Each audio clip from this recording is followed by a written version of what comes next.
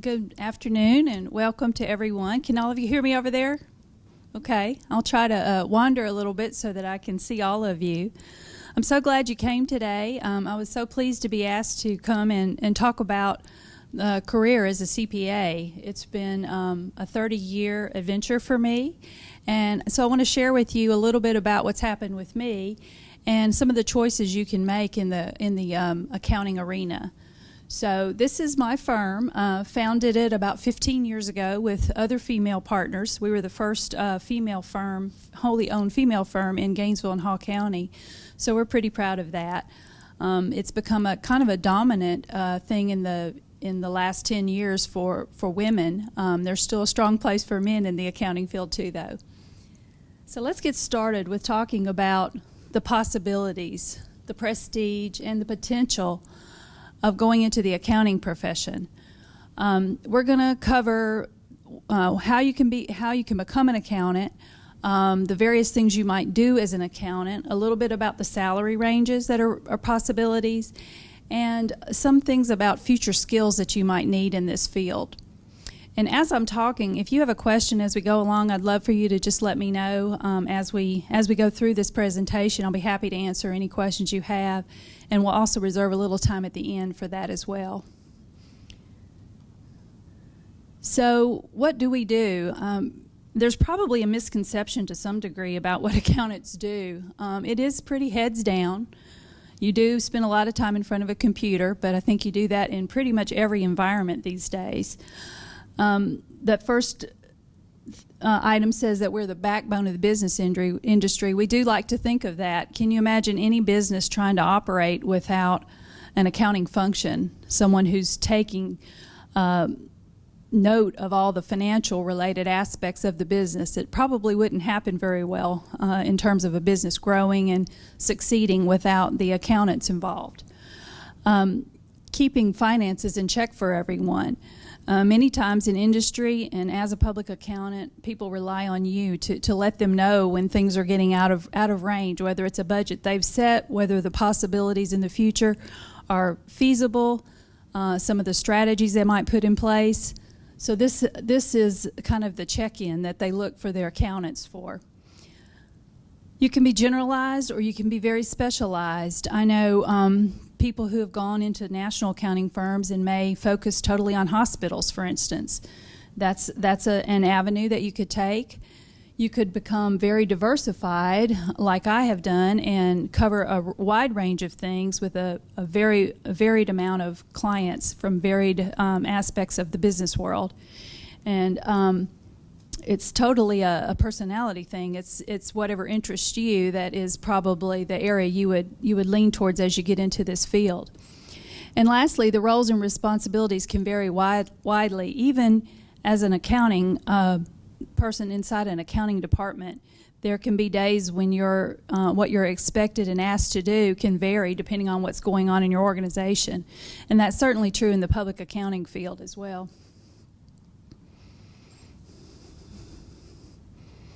This does not fit on the screen very well. I'm not sure what I had on the left-hand side of that. Oh, here we go. These are just some of the examples of the functions that you could be responsible for. Of course, tax issues are at the paramount of everyone's mind when they're consulting with their CPA. So we do a lot of consulting on not only tax issues but other financial matters as well.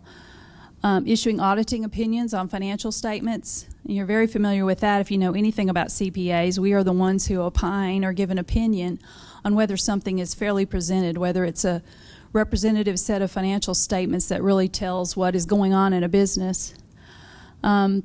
Keeping track of company revenues and expenses. A lot of times it's assisting the people inside a company who are doing that function, maybe reviewing it or overseeing it or providing insight. Examining financial statements for errors or fraud.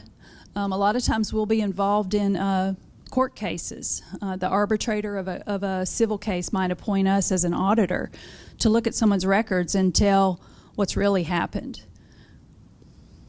Finding ways for businesses to reduce cost. That's, of course, something every business wants to do, and we can have a very active role in that. Advising individuals on how to manage their money. The whole financial planning area is very, very active in both public accounting and in financial organizations. People, as they approach retirement, so many baby boomers already there, it becomes a paramount thing to their survival in their retirement years, how to manage their money. Managing and mitigating financial risk. Everything that a business approaches in terms of planning for the future, they have to evaluate the risk. And a lot of times they'll look to accountants to help them identify what could happen if, what would be the situation if these set of circumstances took place. So a lot of times we find ourselves in the position of advising them in this area. Of course, preparing tax returns and financial statements, that's probably the most common thing you think we do. We do a lot of that, but it's certainly not the heart and soul of what we do. This is called compliance. You know, you have to file a tax return because the government requires you to. But there's all other kinds of things that play into that tax return preparation. Tax planning services, for instance, how to put strategies into place that would save on the tax bill. That's always everyone's objective. Ensuring regulatory laws and rules are followed, whether it's related to the environment, whether it's related to a sales tax issue. There's all kinds of things in this area that people consult their accountants about. Determining pricing and products and services. A lot of times people who are developing new products will look to us to help them prepare a cost model of how they think the pricing of their product should be, how it competes with the market, and things along that line. Calculating the monetary value of companies. There's a lot of call for that now. We do a lot of that kind of work where someone's either buying or selling a business and they want an opinion on what it's valued at, either as the seller or the buyer. A lot of times it has to do with an estate, whether someone is, whether the value of an estate is going to exceed the level for taxation.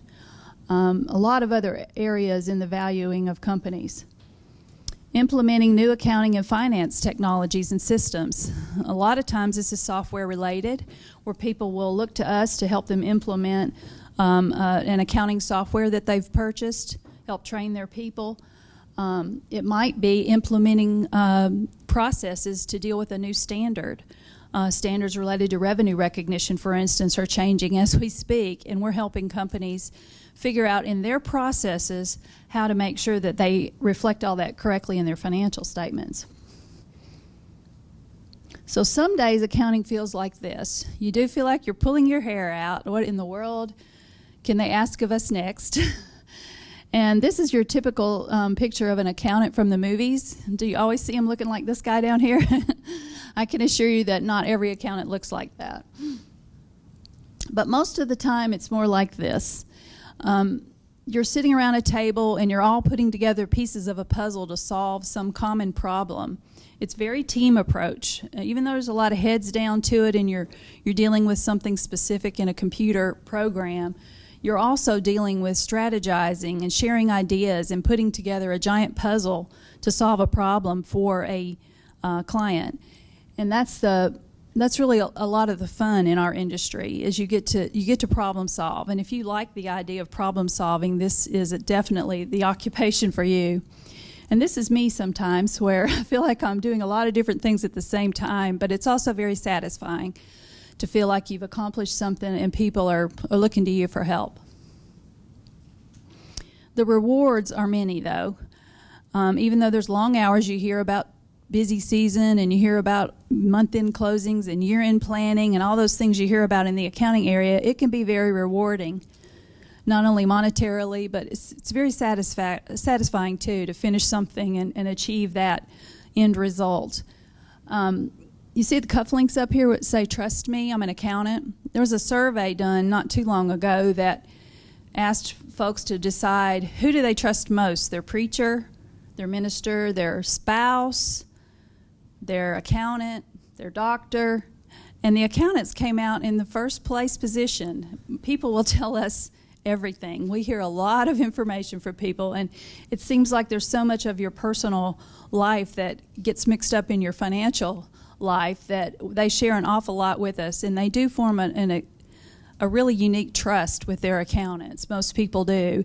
And so we hold that #1 ranking of the most trusted advisor. So what are the benefits of being an accountant? Besides the things I've mentioned, there is a very high demand right now for accountants. We constantly seek people to add to our staff. I think everybody in our industry is in the same boat. You're in a high demand occupation when you get an accounting degree. No business can function without an accountant, and the way the world is changing, which we'll talk about in just a moment, has just intensified this need for the accounting personnel. So it's an excellent field to choose for pretty much a guarantee of a job. The earnings potential is really just based on what you as a person set your goal as. I mean, I'm going to show you a chart in a minute that's got kind of the standard earning capacity of people, but really it's based on your own capabilities, your skills, and what you can show you can do is the potential is really, really great. Job security. I mean, you don't see oftentimes if businesses have to lay off or reduce size that they get rid of the accounting staff. There's a lot of security in this field because it's a function you can't do without. In good times or in bad, your accountants are needed. We're often the bearer of bad news when businesses come to us for consultation because of something going wrong that we try to help them get fixed in the right direction. So the accounting area holds an awful lot of job security. Flexibility. We employ people right now on a seasonal basis and just to some degree. Some people who work part-time for us are tax specialists. There's a lot of industries like that let accountants work from home. And so much of it being computer driven, and you can do so much of it remotely that there's a lot more flexibility in it than there used to be, say 15 or 20 years ago. The opportunities for advancement. Again, this is based on you as a person deciding how much your efforts you can put into it and what skill level you have. When you have the abilities and the skill levels, you can really go far. And so the possibilities are endless. If you want to make a career in the accounting field, there's so many different avenues you can take. It's not just like a physician might be able to choose a specialty, but it's still going to be in a hospital probably somewhere or seeing patients at a clinic. The possibilities are just very, very wide. And you'll see some more about that in a moment. So what's the difference between an accountant and a CPA? Well, CPAs are accountants. That's the first thing. We all have accounting degrees at least. But we also have met a state requirement, not only educational requirement for the number of hours of education you have to have, which is basically, as you know, the equivalent of a master's degree, but also the experience of working under another licensed CPA in order to get certified and get licensed by the state. They make 5 to 15% higher than non-CPA counterparts, and often get more frequent and higher level promotions. And I think a lot of this goes to the type of experience that you've had in your early years. Whatever kind of exposure you've had certainly adds to that. They experience greater job security. Again, even in hard times, people need their CPAs, so job security is pretty relevant. And they garner more respect and trust than non-CPA accountants do typically. And have a competitive edge as well. Someone competing for a job who's got a CPA certificate versus someone without one is going to probably get a little bit higher consideration in the interview process. You're able to start your own firm, be your own boss, and this was an attractive component of it for me. And you can become even more specialized if there's an area that you really, really enjoy. Financial planning, let's say. You can do that within this industry, having all those credentials we just talked about and then adding another credential to it. There's all kinds of credentials that can be added through the AICPA. You take tests and qualify for certain credentials, and those allow you to do even more specialized areas. So here's just a few examples of what they're willing to pay to get them. Internal auditors, this is kind of a national range of salary levels for internal auditors. For controllers, and these are big and small. I've seen numbers 10 times that number. It depends on what kind of company you're in.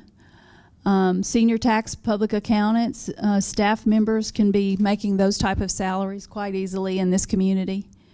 Financial analyst managers, which you'll see in a lot in the banking industry, and that's a typical average salary. Forensic accountants, which a lot of times come from inside CPA firms, that's a typical salary range. Chief financial officers, again, this is a national average. I've seen a lot higher numbers than that in my actual practice. So this is just an idea of kind of the ranges that you could expect to see typically. So the sky is the limit if you want to be an entrepreneur. That's the other piece of this, like we talked about before. If you develop all those skills, all those credentials, and then can be your own boss, you can be an entrepreneur and decide what you want to make. And depending on how you grow your business, can have quite sufficient earnings. And so I create, I take risks, I live my passion, I am an entrepreneur. That's the spirit of the entrepreneur, and I think that's what a lot of people look for when they become a CPA. So here I am at my little lemonade stand. This is what you can achieve if you really want to do this in this field. It's one of the easiest ways to become your own boss, is to become a CPA. So how has accounting evolved? It has evolved so significantly. I've been in practice 30 years now, and sometime in 1989 or 90, I helped a company go public. And I did that with 14-column paper pads. An attorney and I were exchanging information by the old-time fax machine. Do you even know what those are now? And doing everything. And every time something would change, it was the eraser that came out. It was an amazing nightmare if I think back about it now. And we had only a limited amount of time to do it, and did it all on those 14-column pads. Do you ever see those anymore? Do you even know what they are? That's how I used to do accounting. So now we're evolving into where they're taking the components of the human brain and turning it into artificial intelligence. And there's so much happening in the area of artificial intelligence, and things that we used to think about would take a human to do, they no longer take a human to do them. There was a really good example in the one of the articles I read recently about artificial intelligence. They were talking about how someone who traditionally did inventory work and had to track what happened to an inventory item as it left a warehouse and got shipped and transported to the customer. Well, nowadays, and this is from the Chartered Global Management Accountant, which is an e-based publication that we get weekly. But it says that inventories and inventory transactions are a case in point about how the transactional world is changing. They use digitally tracked radio frequency identification on inventories sometimes now, and they're reflected directly as transactions in ledgers and financial statements. So human accountants are getting less and less important in this digital world. I don't know how much you read as somebody who's looking into the accounting profession, but this is really, really important for you to understand how the world is changing in this field in particular. I know there's a Harvard Business Review piece that came out in September of this year that says in the year 2020, that's not very far, is it, that more than a third of the desired core skill sets of most occupations, that's not just accountants, but most occupations will be comprised of skills that are not yet considered crucial to the job today. And if you think about that and what that means, some of the skills that have traditionally been taught and some of the skills that people are still using today in the accounting environment and in lots of other environments are changing so rapidly that 3 years from now, the kind of skill set your employer is going to be looking for, it might be quite different than what they're using even in the workforce today. One of the best pieces of advice I can give you is to take everything that you can read in the industry and take it to heart. Think about it. I know your professors and all the people who do the the curriculum for the accounting field are looking at this probably more than you know. And they're seeing how the cloud is affecting everything. There's programs now that are all cloud-based. There's transactions like the one I described here that are coming out of radio frequencies automatically going into a general ledger with no human having to enter the transactional stuff. So you wonder where the equilibrium will be. Where is it that we'll find that the human mind is still guiding what the artificial mind is doing? And I think that the way that we do business will change over time. It won't be so much that people are bringing you a bread basket full of receipts that you need to record. The time will come, and I'm not sure it's going to be 3 years from now, but the time will come when there's so much that's done digitally that what they look to accountants to do will change quite significantly. It may not be so much that they need you to get their general ledger activity recorded to be able to report on a tax return, but to maybe take data from a digital environment and formulate it in a way that you can produce meaningful financial statements. So I think that's going to change over time, and I think you're going to start hearing more and more about terms that have to do with this area, things like technological innovation and digital transformation and industrial internet, advanced analytics, big data, robotization. You know, robots are doing so much now that we never did before. So what qualities and skills would make a great CPA? It's way more than math. Math's pretty important, but it's way more than that. Soft skills are important too. Even more so for the future as a CPA climbs the corporate ladder. Here's the skills that you have to be able to have to be successful, not only in this field, but most any field. And I think this is really important that this is at the very top.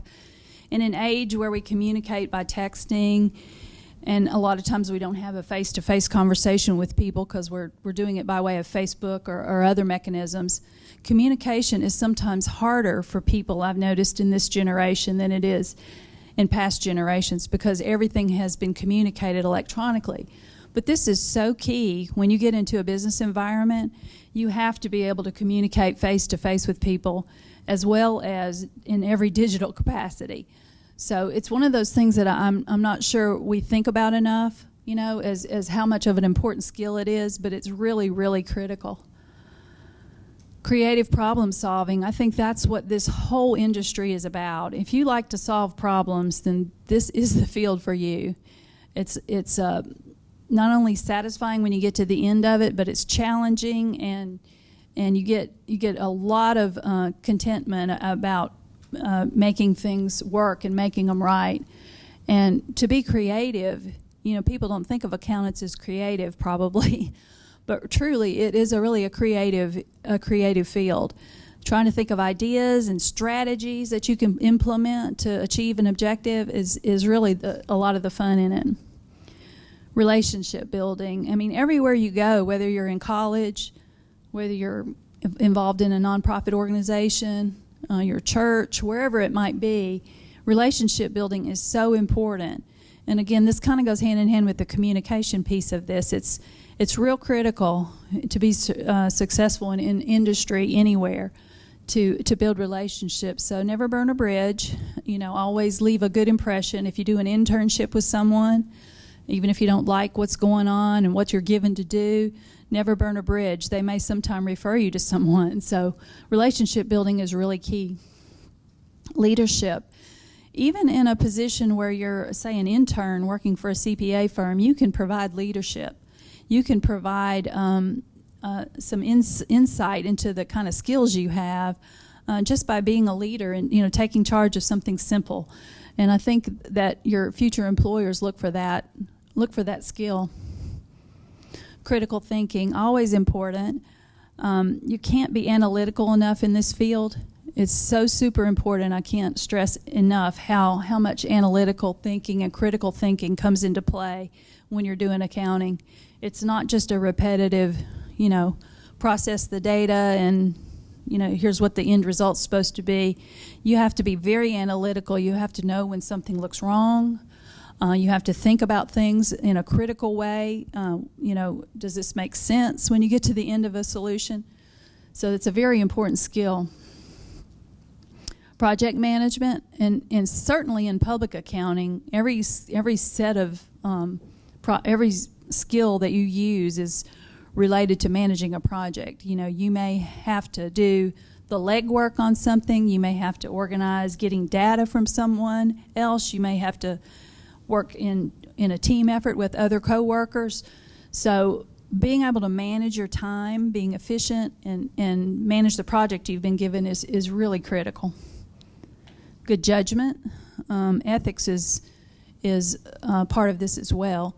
Being knowing when to ask a question, for instance, and knowing when to make someone aware higher up of some issue you see. Good judgment is always important. And also big picture thinking. If you are caught up in the minutia of what you're doing and not seeing the big picture, sometimes you can miss the forest for the trees, and it's really important to always keep an eye out for the big picture. Collaboration. You'll find in this field that a lot of times you're working with your client's attorney. You might be working with their business consultant who has a specialty in inventory matters, for instance.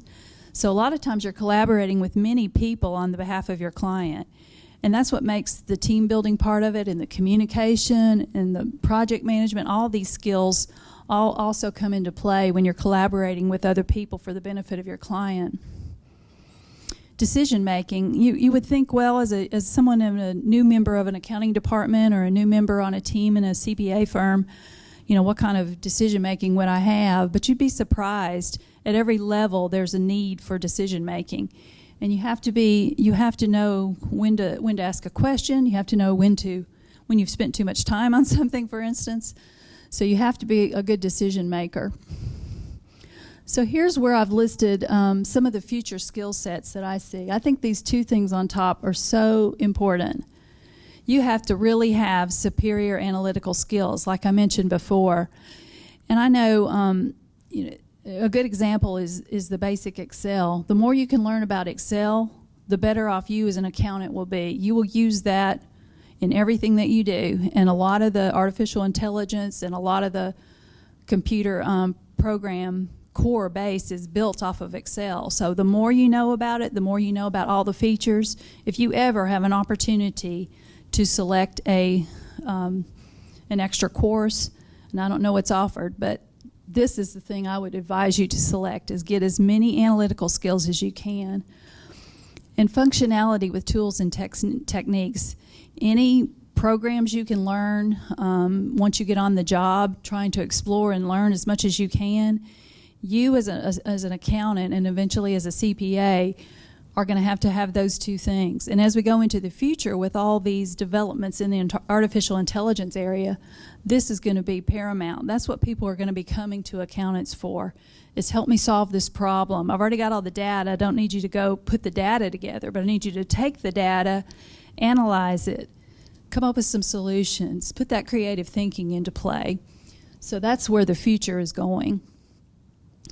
So as the accountant's role widens from evaluation and opining on organizational data, these are the two things that we're going to be asked to do in the future: provide support for strategic decision making and risk management via digital dynamic controls. And that may just sound like a bunch of words right now, but I guess the point I'm really trying to make is that the industry is changing. There's going to be so much digital implications to it that it's going to be your best benefit as someone coming into the industry to learn as much as you can about this stuff.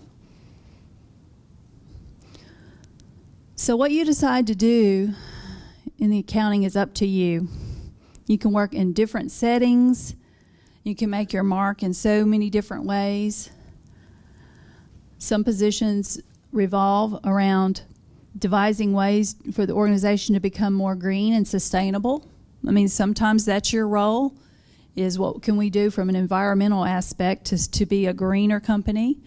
It can involve helping clients navigate the whole estate planning area and philanthropic giving. That's a very common question I get. Someone will come to me and say, well, I'm about to retire, and now I want to plan for my kids' children and grandchildren's future, and I also want to take care of my philanthropic desires. And so we'll sit and talk about the possibilities of what they can do and how it can, benefit them tax-wise. So you'll see that is a very common area in CPA firms. Traveling the world and managing financial affairs for global companies.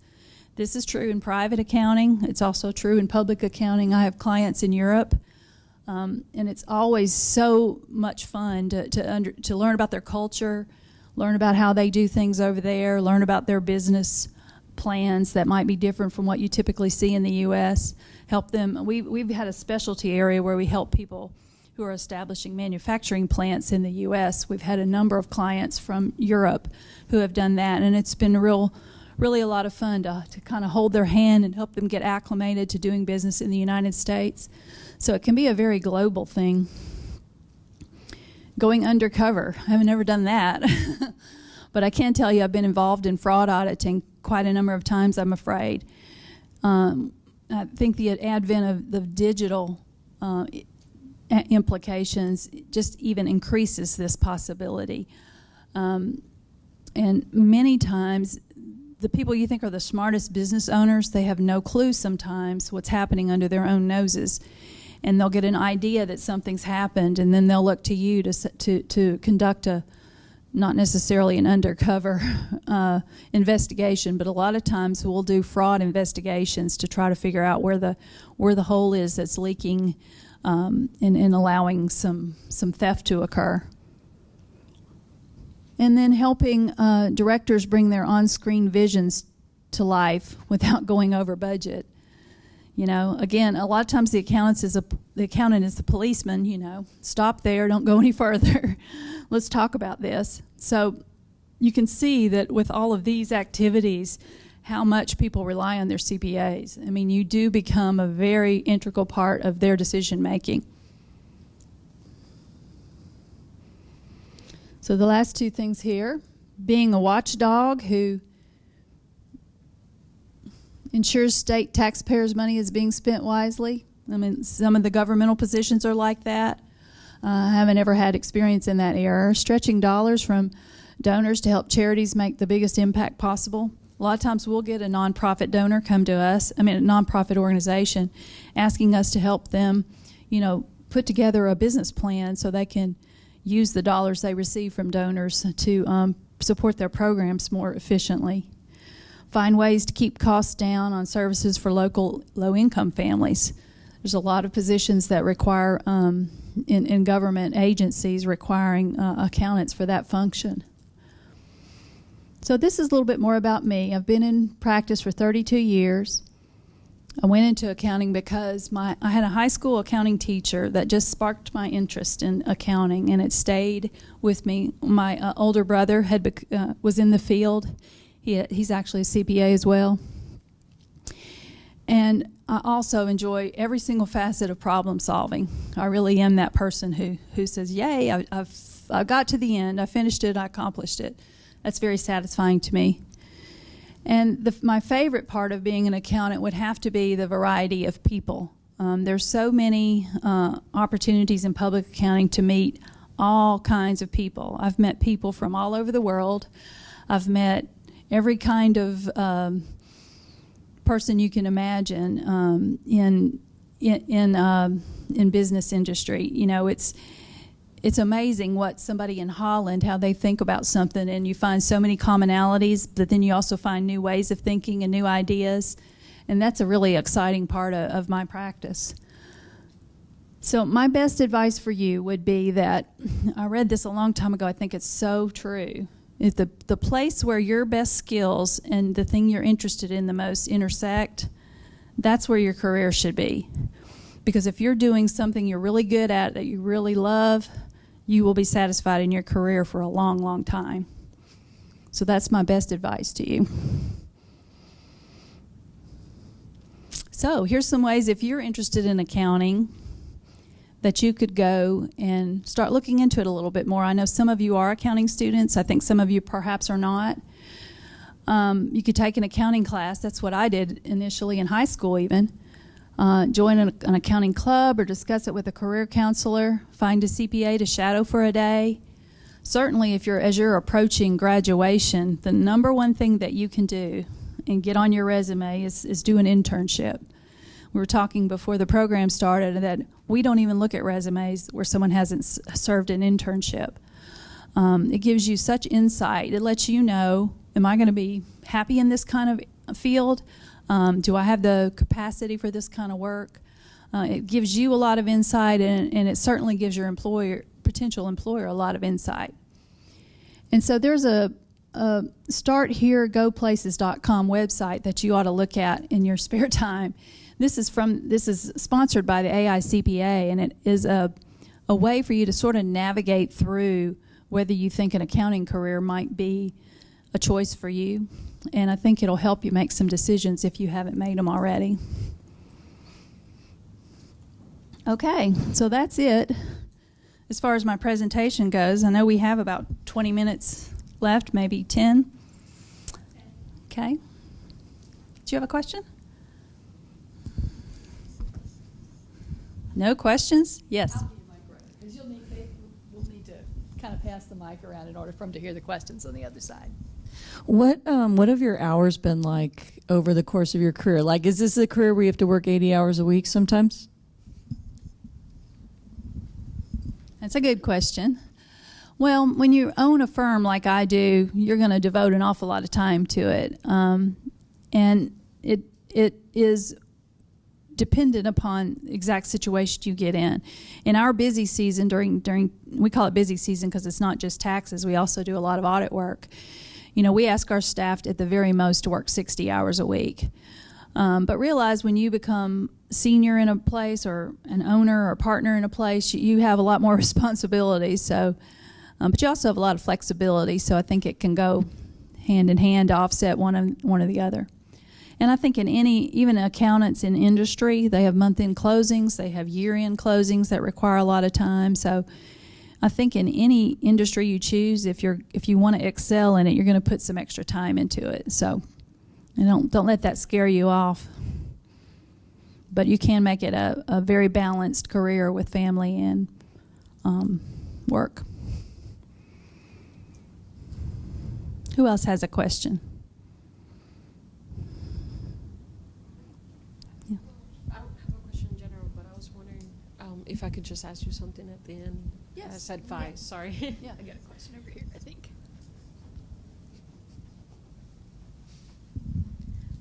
What's the starting average for accounting graduates look like?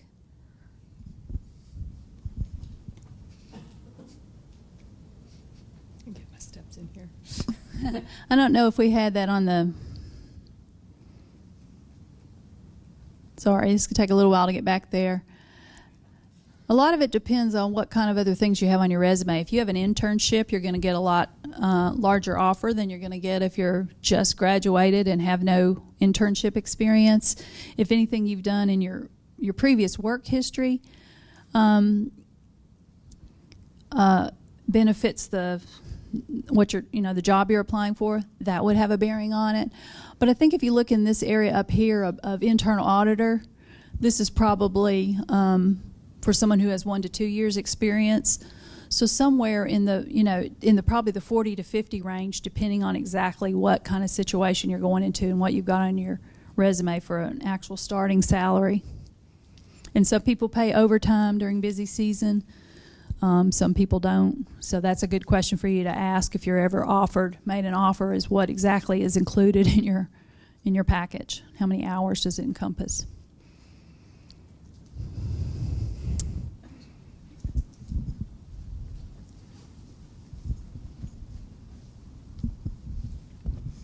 what kind of, like, I guess specifically, if you were to make a move away from, and you're owner of a firm, so obviously it may not be a consideration for you, but if you were to be offered a position as like a CFO, for example, would you feel comfortable making that move given the familiarity with working with a bunch of, wide variety of other companies?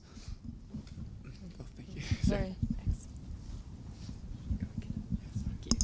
I actually have had that opportunity present itself to me, and that's pretty common when you're working in this industry. We actually do CFO services, so a lot of companies will use us as their CFO when they have the need for that. Maybe companies 100 million and under who don't need to have a full-time CFO, but you get the skill level depending on exactly where you are and what kind of things you've been exposed to. You get the skill sets built such that you can easily become a CFO for someone after some years of experience. I know a lot of people working for the national firms, they'll get courted by the company that they've been auditing. That happened to my older brother, who became the CFO of a public company that was one of his audit clients. So it happens, and it's one of those things that you're well prepared for if you get that opportunity presented to you. And it's just a choice that you have to make at the time. Do you want to, go to work for someone else or continue what you're doing? So definitely an opportunity that presents itself.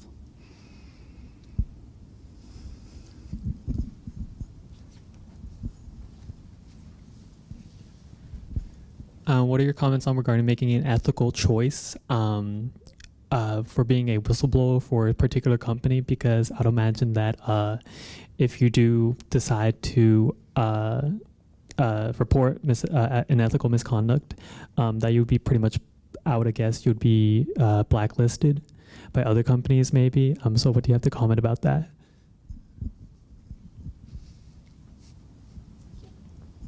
That's a good question too. It's a position that in private accounting I would imagine would be a lot more challenging than public accounting.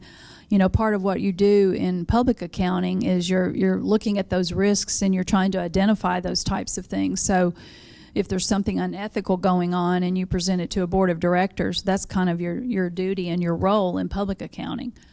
In private accounting, it does become one of those situations where, if you think your job is on the line, or you may be blacklisted, like you said, it's certainly a difficult decision. For me personally, I wouldn't have any trouble making the right ethical decision. I mean, that's just the way I've built my practice over the years. And I have found fraud a number of times over the years when examining a company, and one time it was the company president.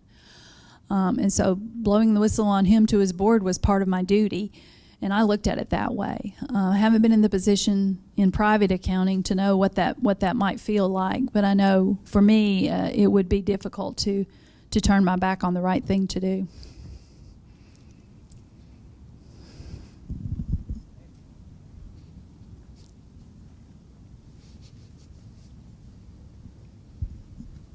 So what could you expect in your first few days into like an accounting internship? Okay.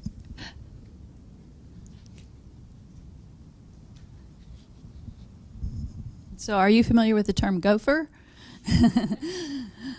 Yeah, a lot of it is running around at least for our interns. We use them for all kinds of tasks. It might be running over to a client's office to pick up something or deliver something. It might be putting some things in a spreadsheet together. It might be looking up some historical information and making copies. Most of the time, it's meant to just expose you to the world of public accounting. We're probably not going to sit you down in front of a complicated tax return and say, have at it, let me see what you can do. Probably not going to happen. But you may get exposed to, like in our firm, we always teach all about depreciation and have our interns work on the depreciation program, because every one of our clients have fixed assets that have to have depreciation schedules. A lot of times they'll learn some of the basic information about putting items together for what we call tax organizers. We're a paperless firm, so everything that comes into our office has to be scanned. So guess who gets to do the scanning? Yep. The interns do that as well. But it also exposes you to what kind of information people have that go with their tax returns. and we have a pretty logical order that we put everything in. So just exposure to that is a valuable thing, to be able to walk into an interview and say, yeah, I know what a 1099 is, where someone else might say, what does that mean? You would be able to say that you know exactly what it means and you've prepared one, you know. That's just a tax form for like for contract labor. So I think it's a valuable thing. Even if you're not sitting down doing what a staff accountant might do, you're going to get something valuable out of it. Trust me, you will. Do we have time for any more questions? We've got time for probably one more question. You have a question? Okay. Here we go. First of all, Kathy, thank you so much for all this information. It's been amazing. And I think a lot of what you've said about the CPA and the accountants kind of speaks to all our business majors. And in the room here in Gainesville, I know a lot of these students are taking the principles courses, either financial managerial or the economics, or maybe I think some finance courses. So do you have any tips for them that if they're not going to get that degree in accounting, what are the high points? What do they need to leave us with?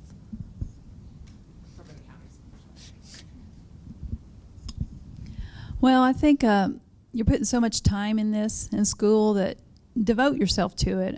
It's not just, you'll hear people in master's programs say, all I need is a passing grade. And sometimes that's true undergraduate too. But I think devoting yourself to it, whatever field you've chosen, and to be well read. I know you're reading a lot, just preparing for your courses and for your exams. But if you're interested in whatever industry it is, read whatever's out there. You know, there's so much at your fingertips that you can learn about that industry. And going into any job interview, whether it's for accounting or whatever it's for, if you have some basic knowledge about the industry, what's happening in the industry, and you can ask pointed questions about the industry that you're interested in, you're going to have a lot better success at interviewing than you are if you go in and you just go strictly with what they've taught you at college. This is just a foundation, and you really have to devote a lot to it and build on this foundation they're establishing for you here. Okay, I know many of you have 1 o'clock classes, so we will we'll thank our guest speaker very much for her time and for her words of wisdom.